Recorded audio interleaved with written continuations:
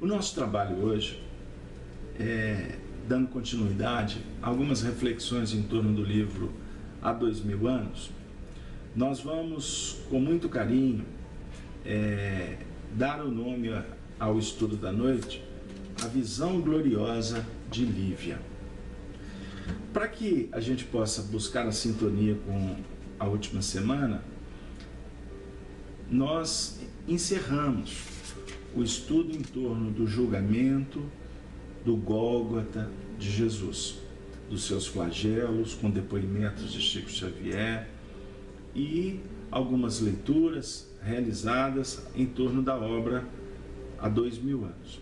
E hoje nós vamos tratar do capítulo que vai agora abrir um momento muito especial, que vai envolver Lívia, junto com Ana e o cristão Simeão, que era tio da Ana, a serva da casa dos Léntulos. Então, depois do julgamento de Jesus, aconteceu um fato que eu gostaria de convidar vocês a procurar na obra. Está especificamente no capítulo 9, que é intitulado A Calúnia Vitoriosa. Mas nós não vamos perpassar esse detalhe do livro, que é, diga-se de passagem, muito importante. Mas aqui ele iria desconfigurar um pouquinho o nosso projeto de estudar aspectos do livro. E a parte anterior, a gente entendeu que ela tem muito mais a ver com o drama pessoal do casal, e que o ideal é que a gente procurasse fazer a leitura da obra.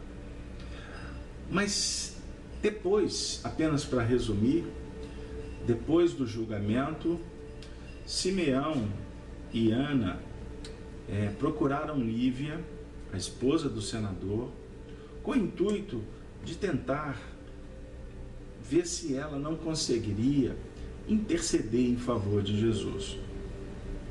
No primeiro momento, ela tentar com o marido, mas o marido se encontrava no julgamento no palácio de Pôncio Pilatos, e com o intuito nobre, de extrema bondade e de gratidão por parte deles, especificamente de Lívia, ela foi procurar o marido ou o próprio governador Pilatos. E aconteceu um fato extremamente desagradável, que envolveu as trevas que perambulavam nos corredores do palácio, no plano físico e no plano espiritual, e que efetivamente frustrou a tentativa da matrona romana. Aí, quando ela retornou para dar notícia para Ana, Emmanuel diz assim na obra: procurou refazer-se daquelas emoções, em se aproximando de Ana e do tio, porquanto lhe competia ocultar aquele desgosto no mais íntimo do seu coração. Junto de ambos os companheiros humildes da mesma crença, deixou expandir a sua angústia, exclamando pesarosa: Ana, infelizmente tudo está perdido. A sentença foi consumada e não há mais nenhum recurso. O profeta, carinhoso de Nazaré, nunca mais voltará a Cafarnaum para nos levar às suas consolações brandas e amigas. A cruz de hoje será o prêmio deste mundo à sua bondade sem limites. Todos os três tinham os olhos orvalhados de lágrimas. Faça-se então a vontade do Pai que está nos céus, exclamou a serva, prorrompendo em soluços. Filhas, disse porém o ancião da Samaria, com um olhar profundo e límpido. Fito no céu, onde fulguravam as irradiações do sol ardente. O Messias nunca nos ocultou a verdade dos seus sacrifícios, dos martírios que o aguardavam nesses sítios, a fim de nos ensinar que o seu reino não está nesse mundo. Nas sombras da minha velhice, estou apto a reconhecer a grande realidade das suas palavras. Porque honras e glórias, mocidade e fortuna, bem como as alegrias passageiras do plano terrestre, de nada valem, pois tudo aqui vem a ser ilusão que desaparece nos abismos da dor e do tempo. A única realidade tangível é a de nossa alma, a caminho desse reino maravilhoso, cuja beleza e cuja luz nos foram trazidas por suas lições inesquecíveis e carinhosas.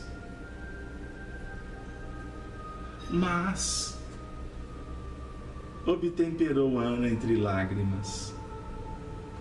Nunca mais veremos a Jesus de Nazaré, confortando-nos o coração.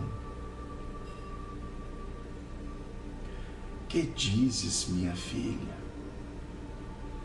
Exclamou Simão com firmeza. Não sabes então que o Mestre afiançou que a sua presença consoladora é sempre inalterável entre os que se reúnem e se reunirão neste mundo em seu nome? Regressando agora a Samaria, erguerei uma cruz à porta da nossa choupana e reunirei ali a comunidade dos crentes que desejarem continuar as amorosas tradições do Messias. E depois de uma pausa em que parecia despertar sobre o peso de pungentes preocupações, acentuou: mas não temos tempo a perder. Não temos. Não temos tempo a perder. Sigamos para o Gólgota. Vamos receber ainda uma vez as bênçãos de Jesus. Que discurso, que atuação espiritualizante. Diante da dor, diante da angústia, da perda, da presença do Mestre, das divinas consolações, Simeão vem relembrar para aquelas duas almas que ele se sentia na condição de um amigo benfeitor. Ele faz uma alertiva importante. O Senhor nunca deixou de afirmar que ele passaria pelo sacrifício. Ele nunca escondeu. Porque ele queria ensinar que o reino não está nesse mundo. E esse movimento é um movimento de todos os instantes da nossa vida. Porque nós estamos sendo convidados, como agora, a refletir com profundidade, a analisar os projetos das nossas vidas. Porque estamos reencarnados com o fim de progredir. Mas o nosso progresso, ele não se circunscreve a essa dinâmica temporal, a essa circunstância da vida. Está para além a nossa marcha, que depende efetivamente do que nós estamos realizando hoje. Mas a evolução, ela é uma lei divina, extraordinariamente bela, majestosa. Então, queridos amigos, diante dos obstáculos, lembremos-nos que os problemas devemos solucioná-los. Mas existem algumas notas desafiadoras que nem sempre está para agora encontrar o ponto definitivo da solução. Então podemos dizer que há circunstâncias e há necessidades. Nós temos que entender um pouco mais sobre o assunto. Por quê? Honras e vanglórias, mocidade e fortuna, bem como as alegrias passageiras do plano terrestre, de nada valem. De nada valem. E aí a gente verifica como nós temos ainda dificuldade de entender o Evangelho.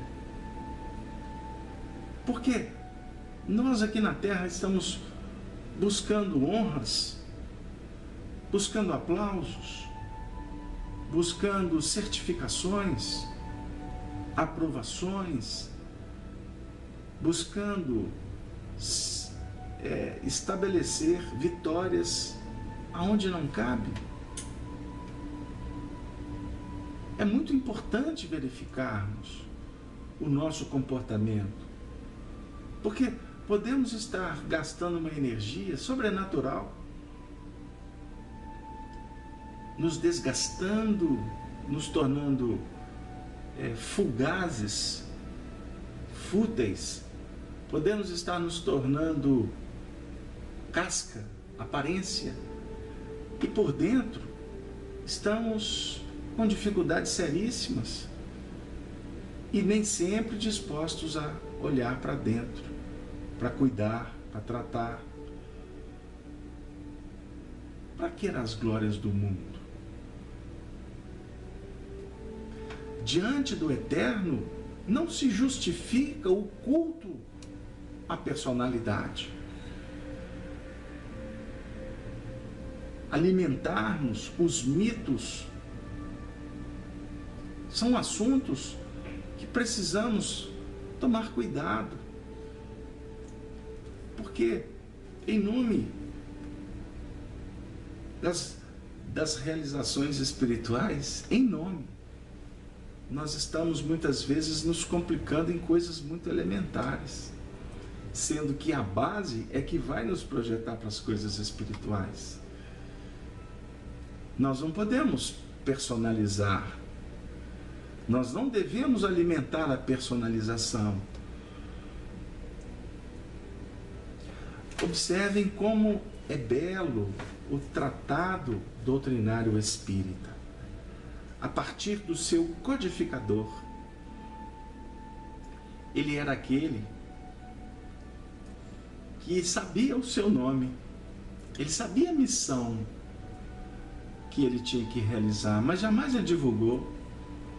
Ele sempre tratou os assuntos veladamente, ele sabia da responsabilidade dele, mas o tempo todo ele dizia que ele não era o único, que havia necessidade de unir a família espírita em torno da divulgação da doutrina. Ele falava de multiplicação de pequenos centros espíritas para se trabalhar em famílias, em harmonia, porque muitas vezes nós queremos obras grandiosas que movimentam muito, mas não apresentam essências profícuas, atividades que redundam, vamos dizer assim, em uma atuação mais elevada. Nós queremos sempre procurar projetar lá fora o que deveríamos trabalhar em nível íntimo. Então por que querer grandes templos? Para quê? Alimentar imagens de vultos? Isso é para a gente refletir com muito carinho. Com muito carinho. Porque nós, quanto espíritas, podemos cometer os mesmos erros. Podemos cometer mesmos erros. Então eu tenho refletido muito nas atividades que a gente faz no movimento espírita. Nos deparamos muitas vezes com eventos realizados com carinho, com dedicação e com pouca presença de público. Porque o público muitas vezes ele se candidata a estar aonde vamos em busca de personalidades e não de conteúdo. Paga-se preço alto para assistir determinadas pessoas e não se valoriza um trabalho que pode ser até muito mais producente, com pessoas mais simples, com didáticas diferentes. É óbvio que todos nós temos o direito de selecionar de acordo com os nossos interesses, com as nossas predileções. Mas vamos pensar, porque todos somos responsáveis para cuidar da nossa evolução e para auxiliar no mecanismo da evolução da coletividade. Portanto, todas as pessoas têm o seu valor. Por mais simples que ela seja, ela está dando um recado que precisa de ser considerado. Foi o que o Chico Xavier fez durante uma vida inteira. A gente observa muitas vezes movimentos que não tem nada a ver com doutrina espírita, mas existe um culto a personalidades, a começar pelos cartazes, pela divulgação. Um exemplo: fulano vai na minha região falar vai vir a minha região. Eu sei que ele é espírita. Eu não me preocupo com o conteúdo que ele vai trazer, mas com a presença dele. Fulano vai estar aqui. O que ele vai fazer aqui? Ele vai passear na casa de alguém, vai aproveitar e fazer um evento? Ou se ele vai fazer um evento, que evento que ele vai fazer? Estou colocando isso com muito carinho, com muito respeito, porque nós viajamos, fazemos eventos. Mas quando nos convidam para fazer um trabalho, a primeira coisa que eu pergunto é assim: qual que é o tema? Costuma nos perguntar assim: qual é o tema que você quer fazer? Eu falo assim: não, eu sou soldado. Qual que é a necessidade de vocês? Eu vou trabalhar de acordo com a necessidade de vocês. Agora, não vai ser a minha figura que tem que ter destaque. O destaque tem que ser dado à doutrina espírita. O destaque tem que ser dado à obra que vai ser trabalhada, que é a obra kardeciana. Com isso, observem bem aonde que nós estamos querendo chegar. Eu estou falando de vanglórias, estou falando de honrarias, não é verdade? Eu não vou discutir nem as nossas questões sociais, porque nós temos que pensar no nosso movimento com muito carinho. Nós temos que qualificar o nosso movimento espírita. Então, para qualificar o nosso movimento espírita, nós precisamos ter o respeito, a fraternidade, a solidariedade, para a gente falar do que é produtivo para o nosso movimento espírita. Estou aqui com a camisa da Rede Amigo Espírita. O Zé Aparecido está conosco aí. Zé, um grande abraço. Por que eu estou com a camisa da Rede Amigo Espírita? Porque o projeto da Rede Amigo Espírita é um projeto despersonalizado. Vocês já perceberam? O projeto da Rede Amigo Espírita não privilegia, não favorece ninguém. Se o trabalho tem base doutrinária, se ele tem o cunho evangélico, ou seja, se ele tem uma proposta libertadora, a mensagem é tratada com cuidado, com sensibilidade, com respeito, sempre promovendo a paz, a Rede Amigo Espírita, como a gente brinca aqui em Belo Horizonte, está junto, né? Está junto e misturado, né? Agora, Se é uma mensagem que é polêmica, se é uma mensagem que vai desagregar, se é uma mensagem que vai atacar, a Rede Amigo Espírita não está junto e nem muito menos misturada. Então, qual que é o sucesso do trabalho da Rede Amigo Espírita? Ser simples, usando de recursos que a tecnologia nos oferece hoje. Né? Nós temos que objetivar um trabalho de aproximação dos espíritas, porque a Rede Amigo Espírita não tem nenhum objetivo comercial. Vocês já observaram isso aí na rede? A Rede Amigo Espírita está buscando projetos de sustentabilidade, mas a Rede Amigo Espírita não visa favorecer, alimentar uma corrente de dinheiro, a não ser para comprar os equipamentos, para pagar uma conta aqui, ó, igual a Casa Espírita. A Casa Espírita que eu coordeno nunca se pediu dinheiro, mas existem pessoas que fazem doações. Doação para pagar a luz, a água, a internet, né? Para passar uma tinta na parede. Né? É exatamente o que nós temos que verificar.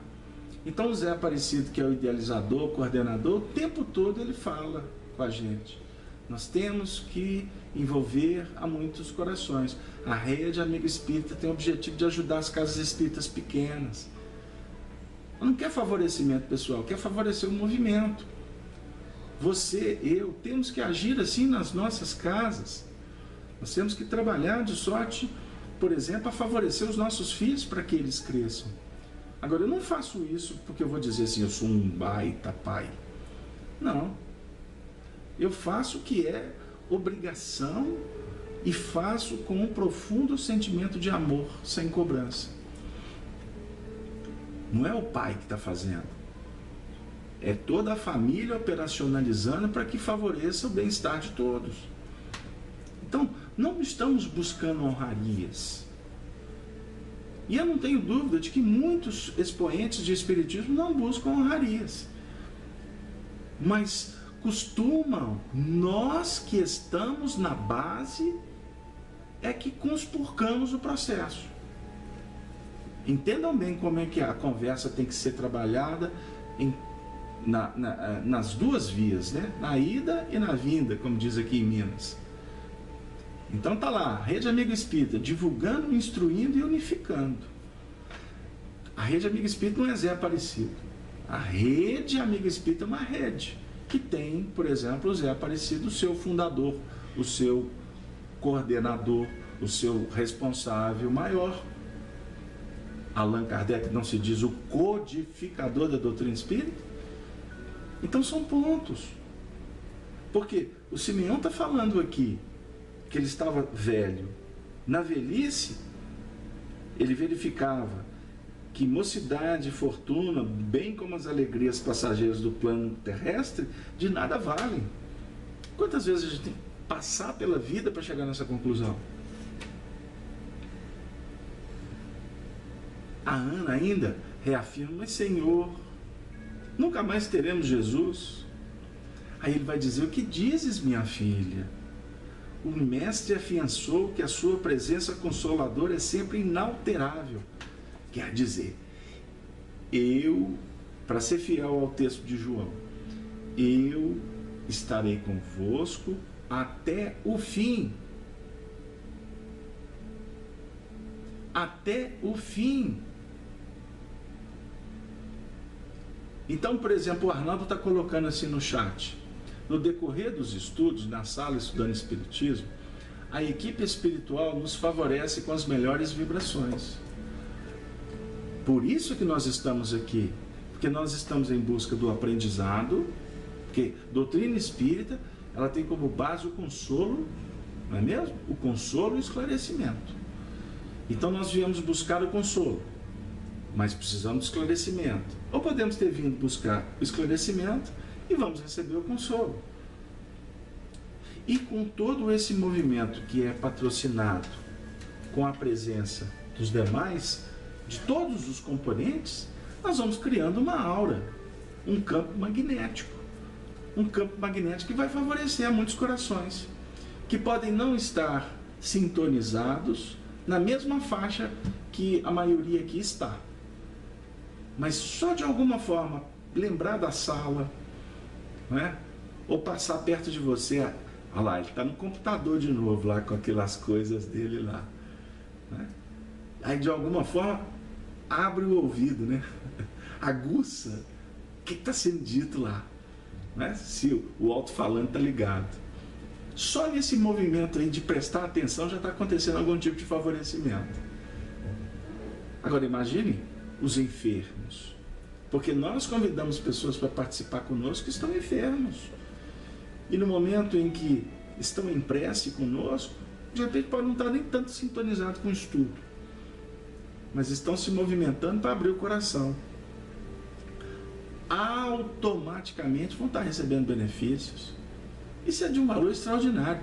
O que Jesus quis dizer: estarei convosco até o fim. Estar o mestre com o discípulo sempre.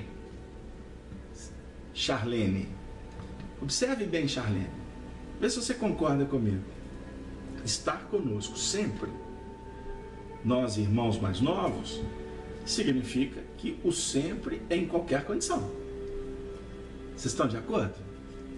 Então, é na alegria, na doença, na saúde, né? Em todos os instantes nós temos amparo. Chico Xavier, certa feita, disse assim,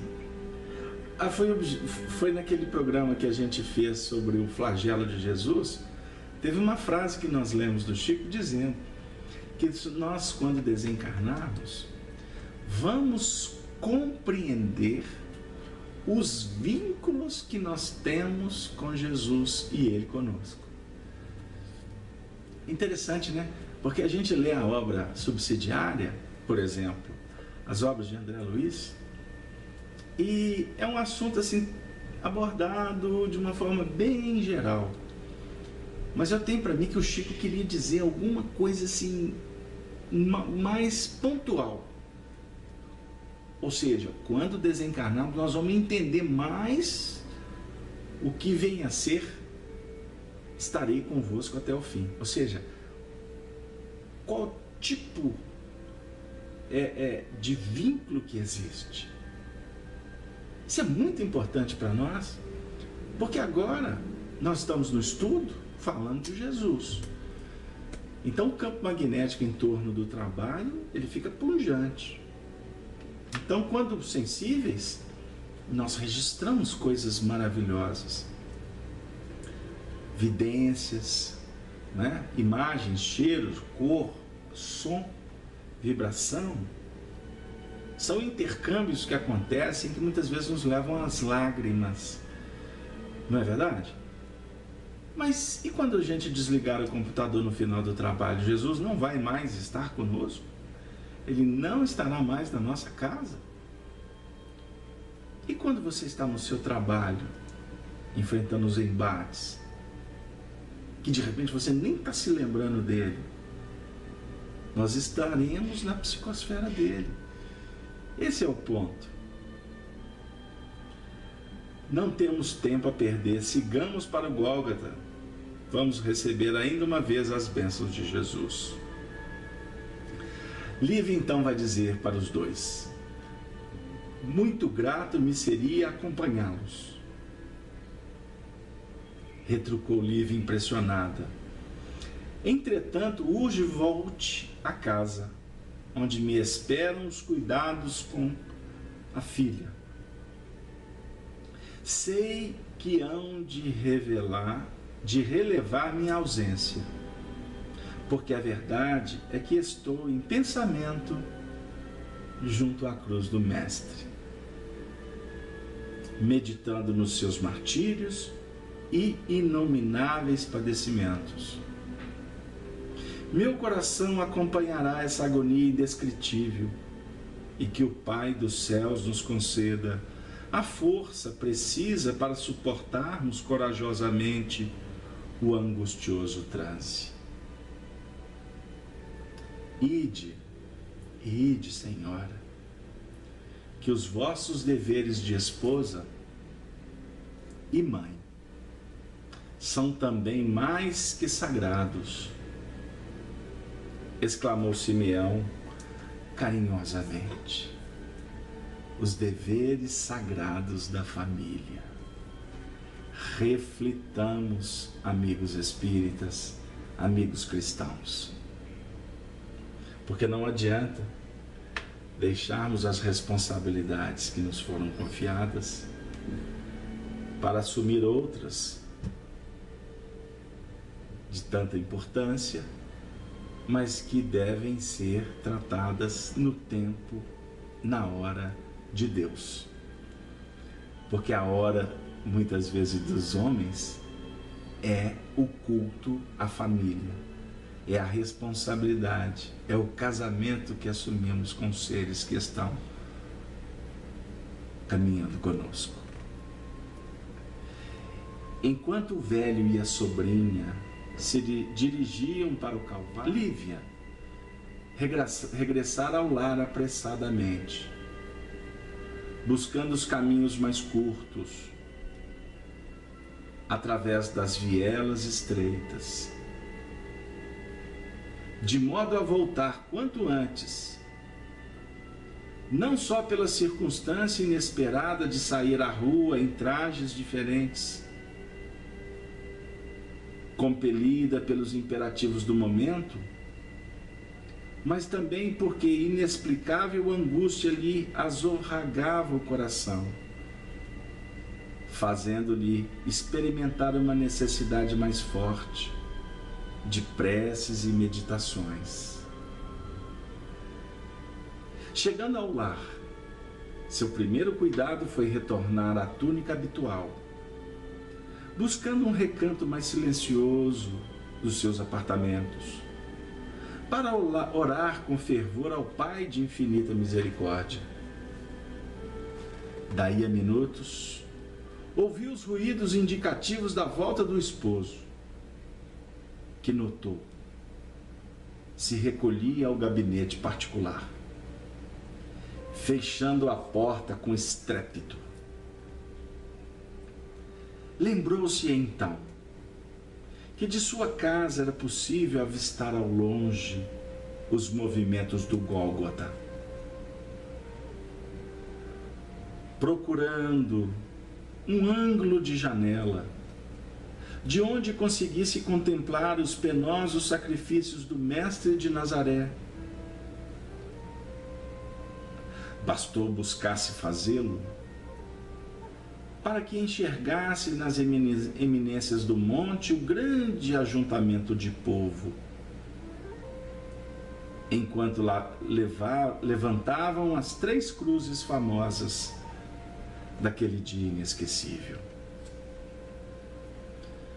A colina era estéril, sem beleza, e através da distância podiam seus olhos lobrigar os caminhos poeirentos e a paisagem desolada e árida, sob um sol causticante.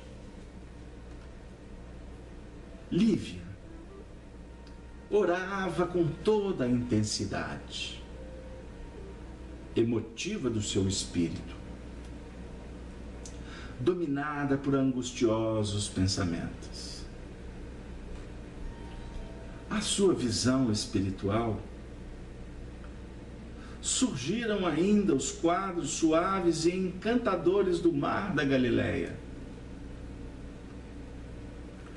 conhecendo que a memória lhe revinha aquele crepúsculo inolvidável, quando entre criaturas humildes e sofredoras aguardava o doce momento de ouvir a confortadora palavra do Messias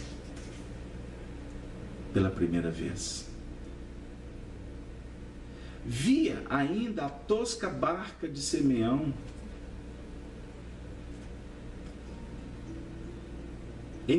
encostando-se às flores mimosas das margens, enquanto a renda branca das espumas lambia os seixos claros da praia. Jesus ali estava, junto da multidão, dos desesperados e desiludidos, com seus grandes olhos ternos e profundos. Depois de orar, meditar longamente, examinou de longe os 3 madeiros, presumindo escutar o vozeio da multidão criminosa, que se acotovelava junto à cruz do Mestre em terríveis impropérios. De repente, sentiu-se tocada por uma onda de consolações indefiníveis. Figurava-se-lhe que o ar sufocante de Jerusalém se havia povoado de vibrações melodiosas intraduzíveis. Extasiada, observou na retina espiritual que a grande cruz do Calvário estava cercada de luzes numerosas. Ao calor invulgar daquele dia, nuvens escuras se haviam concentrado na atmosfera, prenunciando tempestade.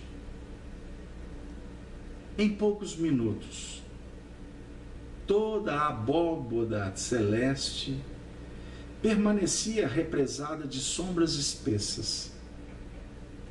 No entanto, naquele momento, Lívia notara que se havia rasgado um longo caminho entre o céu e a terra,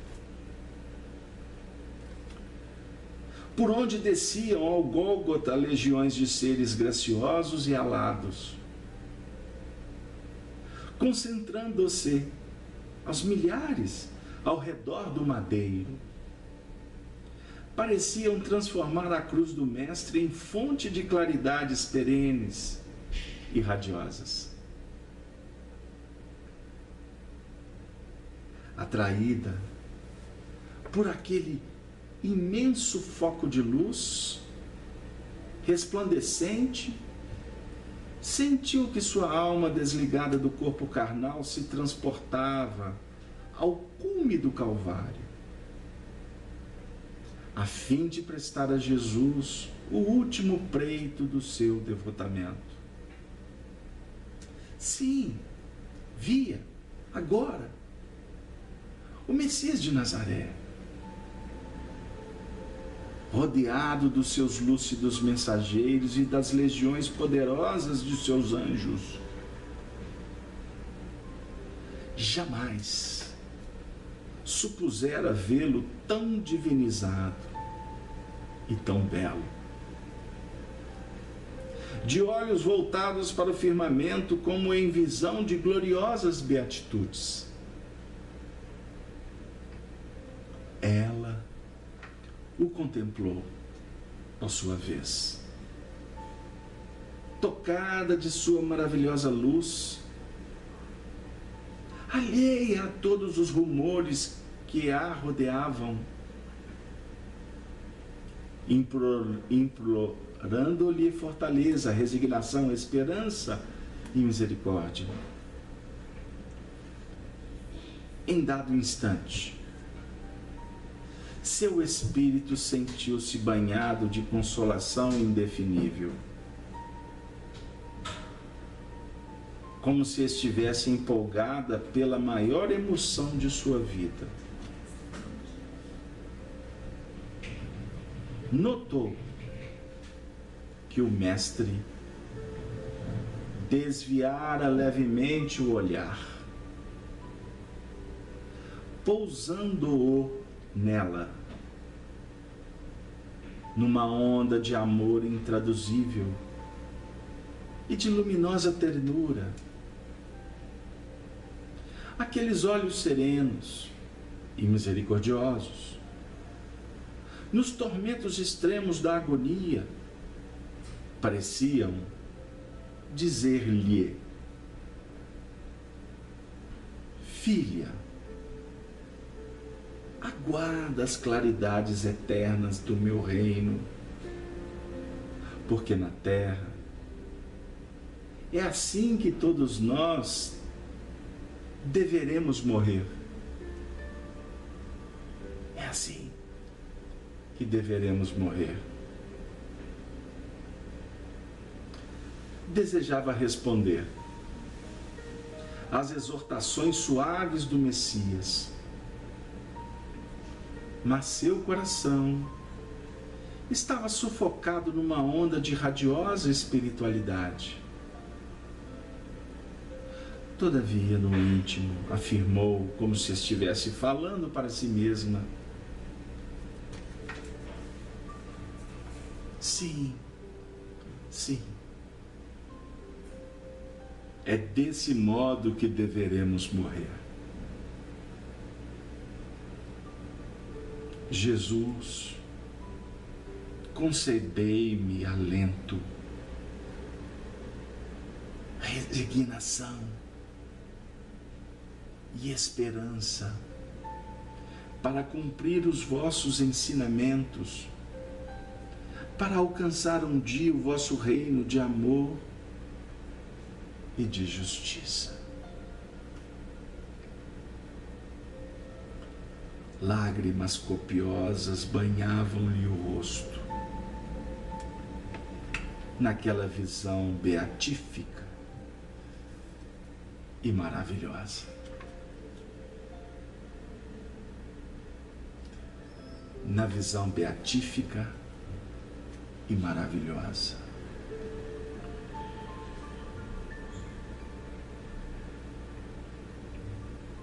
O que você pensa nesse momento? Você que está no seu lar. Você que está nos acompanhando através do seu equipamento móvel, na rádio. O que você, nesse momento, sente a partir desse depoimento, dessa narrativa? Ela, a alma sensível, que foi tocada pelas expressões legítimas do amor, que encontraram ressonâncias e uma adesão consciente e responsável, extremamente amorosa, ao convite que lhe visitaram. Lívia, a primeira vez quando Jesus curou a sua filha Flávia, depois, por se encantar na pregação que ela assistiu à margem dos Tiberíades, e inoculada pela sagrada verdade, ela deu respostas. Porque assim funciona o mecanismo da evolução. Os céus revelam, os homens operam. Os espíritos nos conclamam. Somos nós que devemos atender ao trabalho, porque a realização é pessoal. No caso dela, vinde a mim. E ela foi. Depois de banhar-se nas expressões da misericórdia, nas orientações que têm repercussões para a eternidade, ela colocou um ponto e vírgula e depois ouviu o próprio mestre dizendo: tomai sobre vós o meu jugo e aprendei de mim, que sou brando e humilde de coração. Assim encontrareis paz. Ela estava naquele instante inicial da narrativa de hoje, desconsolada. Ela estava atemorizada. Ela estava diante de uma situação em que ela não pudera auxiliar numa causa nobre e justa. E a princípio seria o fim. É como nós nos movimentamos diante do inesperado, daquele que escapole das possibilidades, que nos sentimos sem forças, impotentes. E a vida dá encaminhamento, nem sempre nos deixando contentes. O desespero visita, a dificuldade, a angústia, o medo, a depressão. E na realidade, quando merecedores pelo esforço, pelo estudo, pela luta, pelo suor, pela lágrima, como esse movimento que está acontecendo aqui agora, todos nós estamos nos esforçando para ouvir Jesus, para nos aproximar do mestre Allan Kardec, para entender a vida e para encontrar soluções não imediatistas, mas indicativas, solenes, para o grande amanhã que nos aguarda. Nós estamos aqui. E eu não tenho dúvida em dizer que, embora devedores, com dificuldades na contabilidade da nossa consciência, mas todo o movimento de estar aqui, ele já representa o esforço da melhora, do progresso. Então eu não tenho dúvida em afirmar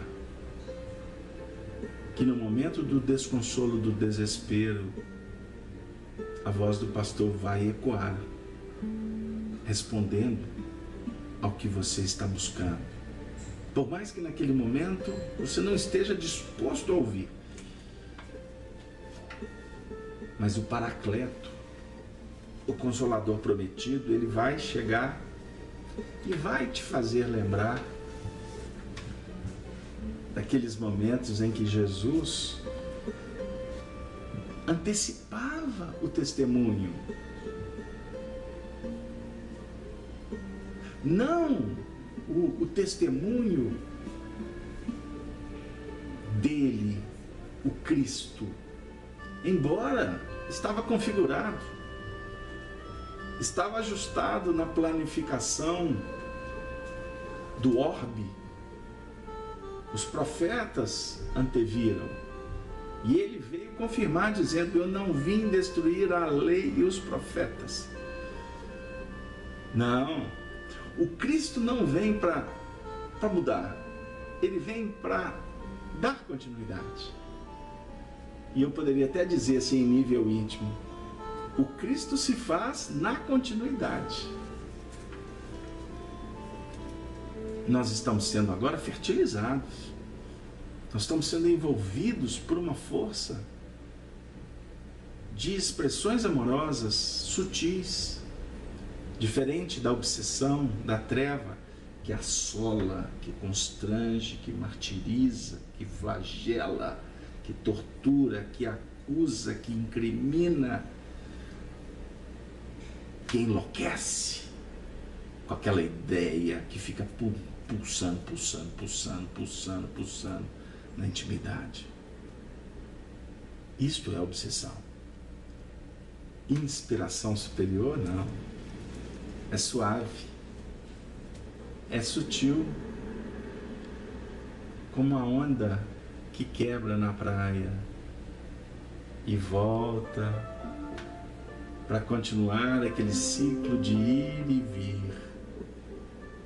que representa a análise e a síntese, a subida e a descida, a ascensão e a queda. É necessário levantar o Filho do Homem porque levantando o filho do homem, depois ele tem que descer. E a descida é a fixação, é a operação. Subida é filosófica, é de ideal. Subir é projeto. Mas a descida é para, efetivamente, o aprendizado. São notas. Por isso é que na nossa vida nós temos muitos ciclos que se intercambiam. Você tem ciclos das idades, ciclos do trabalho, da interiorização, da operação, da exteriorização. Mas todo esse movimento faz parte de etapas que estão umas ligadas a outras. Então, a encarnação é uma etapa. Mas na encarnação nós temos infinitas gradações que são microetapas. Então, cada momento nós estamos trabalhando num departamento, se eu posso assim dizer, do nosso inconsciente, buscando experiências adquiridas, potenciais, mas ao mesmo tempo procurando a montanha. Ela procurou um ângulo de janela. E aqui nós poderíamos falar que a janela aqui é a abertura. É a abertura do superconsciente. Janela, não é porta, é janela. Né? É a janela do superconsciente, como a janela da Arca de Noé. Que ela está onde? Aonde que fica a janela? Lá no alto. Ela não fica no porão. O alto é a casa das noções superiores, como define André Luiz no livro No Mundo Maior, explicando que a nossa mente é dividida em 3 andares: o inconsciente, o consciente e o superconsciente. Então a janela abre-se para o alto, para buscar o quê?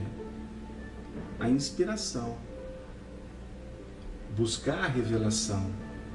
Mas você tem que buscar um ângulo que favoreça que você atinja aquele foco que você já percebeu ser o ponto de referência. Aquela dinâmica que vai te tocar de verdade. Então, Lívia, nesse momento aqui, representa também a nossa posição. Porque o Senhor da vida visitou cada um de nós de maneiras muito peculiares, de forma muito especial. Ele me visitou de uma maneira e visitou o Arnaldo de outra, o Zé Aparecido de uma forma completamente diferente, o Cristóvão, o Edgar, a Elba, a Miriam, Marcelo. Cada um Jesus visitou de uma maneira especial, porque a tratativa dele é diferente conosco, porque cada um de nós está numa posição diferente. Então ele não pode atender igual. É como a mãe que tem 10 filhos, ela e o pai usarão 10 métodos diferentes, porque cada filho tem uma demanda, tem uma exigência. Agora a gente fica observando que é a sensibilidade dela, a elevação de Lívia, porque ela abriu tanto o coração dela, ela se intercambiou tanto com Jesus, tanto assim no sentido de intensidade e não de uma questão quantitativa. É a maneira, é a qualidade, é o gênero de intercâmbio que caracteriza a elevação desse espírito. É um dos grandes exemplos da história do cristianismo, é Lívia. E observe que ela não foi nenhum apóstolo dos grandes feitos. Não ficou conhecida na história. Não ficou.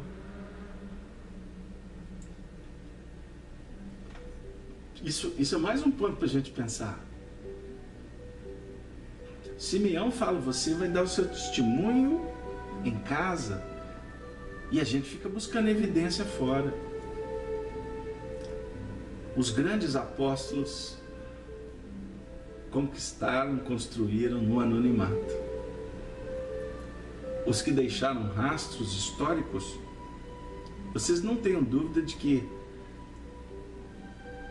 antes e depois eles experienciaram situações que o destaque foi o mestre, não foram eles. É mais ou menos o que Pedro disse no momento de ser crucificado. Me crucifiquem, mas de cabeça para baixo, porque senão ou vão querer me comparar ao mestre ou vão diminuir a importância da cruz de Jesus, porque a cruz que ficou marcada na história foi a cruz de Jesus. Não foi de Espartacus e os seus milhares de revolucionários que tentaram modificar as questões sociais que eles estavam envolvidos dentro da própria lei de causa e efeito, na época da República Romana. E essa insurreição foi abafada depois de muita peleja com a atuação do general Crasso. E Crasso é que abafou a rebelião.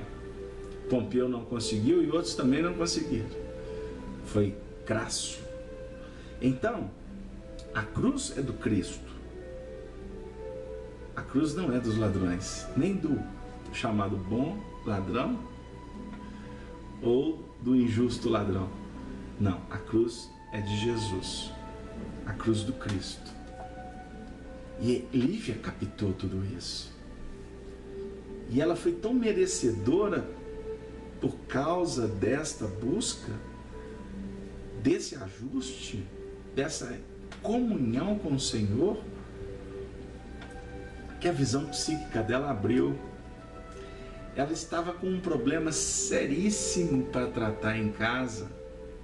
E nós fizemos questão de não ler o movimento anterior a esse instante para inspirar vocês a ler a obra. Ela estava com um problema gravíssimo para resolver com o marido.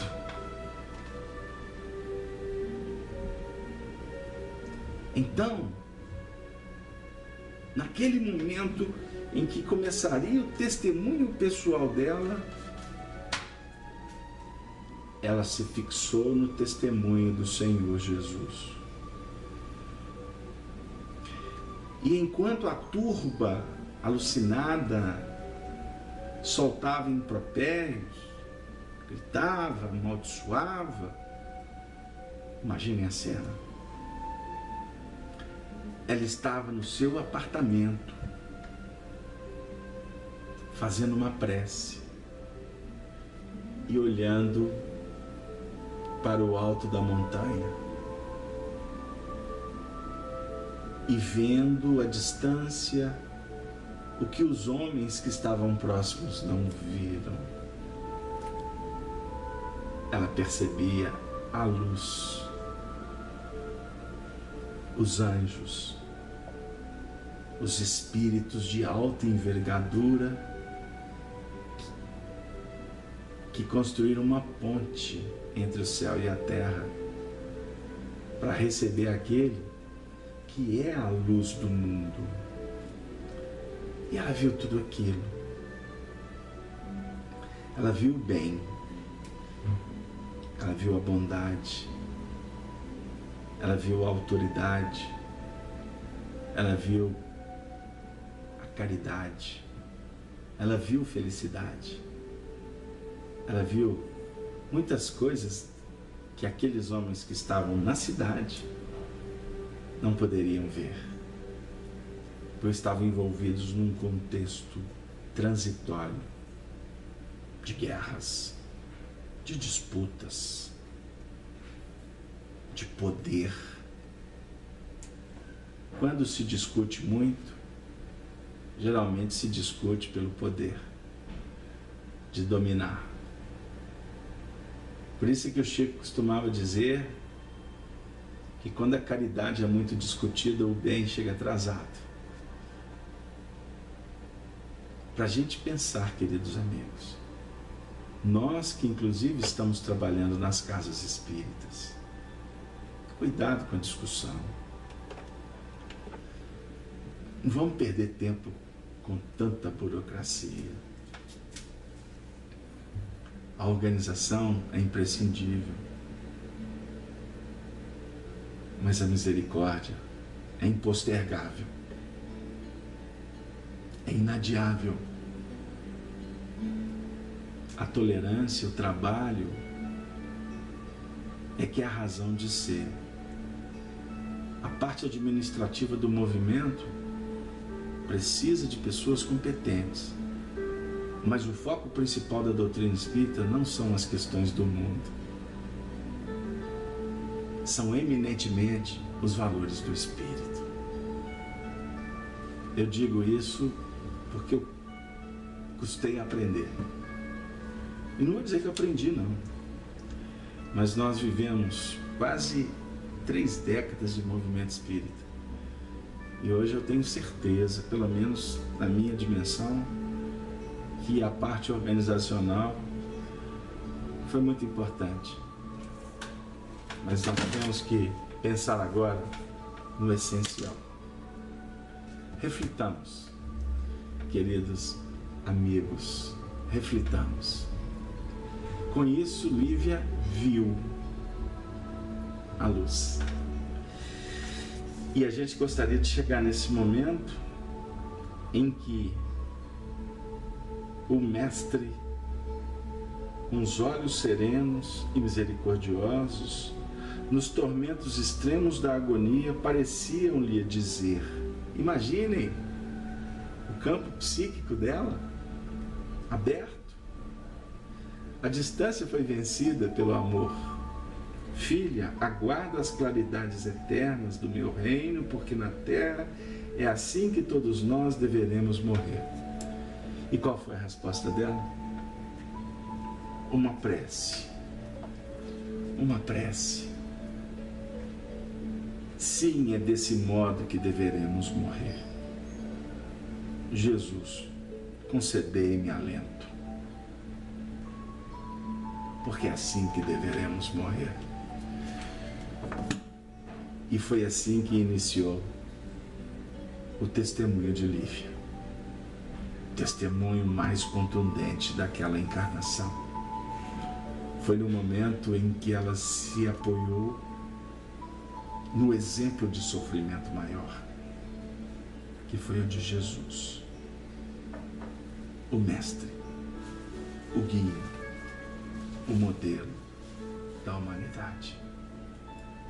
Queridos amigos, amigas, ouvintes da Rádio Brasil Espírita de Maceió, da Rede Amigo Espírita, a você, companheiro da FEAC aqui de Minas Gerais, todas as instituições, os sites que replicam esse sinal, você que vai assistir esse programa depois, seja ouvindo ou assistindo o vídeo, o nosso coração se rejubila por recebermos tanto, por estarmos diante de um momento singular da nossa trajetória, porque chegou o instante das definições. E Jesus está assim novamente dizendo: vinde a mim, meus filhos, vinde a mim, todos vós que estáis cansados e sobrecarregados, que eu vos aliviarei. Mas tomai sobre vós o meu jugo e aprendei de mim. E quando ele fala aprendei de mim, ele está dizendo que nós precisamos de verificar os seus testemunhos, a sua renúncia, o seu sacrifício, como aquele ponto que, compreendido e assimilado para ser vivenciado, será para nós o grande impulsionador da nossa redenção. E em se falando de testemunhos, eu gostaria de, nessas reflexões finais do nosso programa Amor e Sabedoria de Emmanuel, trazer a poetisa Maria Dolores, no livro Alma e Vida, na poesia intitulada Espinhos. Ouço-te as preces, alma querida e boa, rogando proteção, como quem pede entendimento e abrigo para o cansado coração. E sei que choras com motivos próprios, mesmo vivendo no clarão da fé, porquanto quem passou pelas sendas humanas sabe o que seja a luta e a provação como é. Para os que decidem a viver sobre a inércia, tempo ante algum tempo é sono simplesmente, mas para quem aceita o próprio aprendizado, a vida é diferente. Entretanto, recorda, os espinhos da alma são sempre como são, formando em qualquer parte os degraus da subida à luz da elevação. E os espinhos são muitos. No caminho interior, é o dever de se dar a batalha do bem, o encargo de atender ao plantio do amor. É a incompreensão de alguém, é o desafio, a fim de que se anule a tentação, que tantas vezes nos visita, a testar-nos o próprio coração. É a nossa dor e a luta dos que amamos, a inquietação e o medo em cada prova, a tristeza, a amargura, a sombra e a mágoa. Tudo, enfim, que nos fere e nos renova. Ainda assim, alma boa, vale a pena seguir, ama e perdoa, a fim de que se alcance a suprema alegria. Não basta ver em nós sofrimento e pesar, é preciso vencê-los dia a dia, trabalhar, servir, aprender e passar. Trabalhar, servir, aprender e passar, sem pesar. Sempre nos caminhos do perdoar. Queridos companheiros, com muita alegria, completando mais um desafio, junto de você, nesse programa Amor e Sabedoria, do nosso ilustre benfeitor Emmanuel. Nós gostaríamos de suplicar a Deus as bênçãos para todos que se encontram nesse momento sintonizados com o trabalho. Que possamos, revigorados, felizes, estimulados, sairmos pela vida, acreditando que dias melhores estão a caminho, que os benfeitores espirituais jamais nos deixam em desalinho, estão sempre conosco, nos inspirando,